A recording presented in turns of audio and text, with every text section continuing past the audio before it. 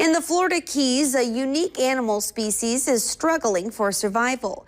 Dozens of federal experts are there trying to save the endangered key deer. Carrie Sanders has the story.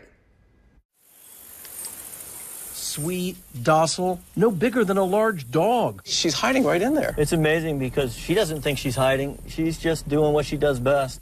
Florida's precious key deer are dying at an alarming rate, more than 130 so far in just the last 2 months. 13% of the population dead. The cause? A flesh-eating pest called the New World screwworm. They're called screwworms because they kind of screw into live tissue, and that's where they live. So the key deer suffer? They do. I would say they're suffering, yeah. Entomologists say they have no idea where the infestation came from. Screwworms are actually the larvae from rare in this area distinct blowflies.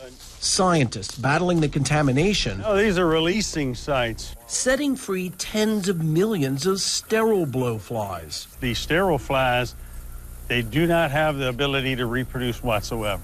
And so there'll never be a screwworm in There'll these? never be a screwworm with these at all. Come on, girls.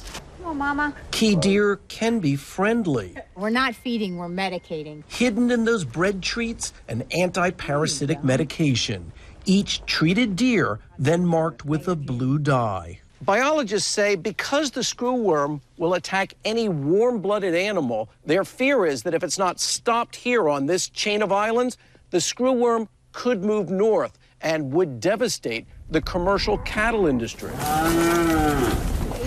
Also of concern, pets. Mandatory checkpoints now in place to examine every animal. So during the day, you'll find key deer all underneath the brush because they're trying to get out of the hot sun. Dan Clark with the U.S. Fish and Wildlife Service. Worst case scenario would be extinction. Florida's wild key deer tonight fighting for survival. Kerry Sanders, NBC News, Cudjoe Key, Florida. Well, hoping that effort works for that population.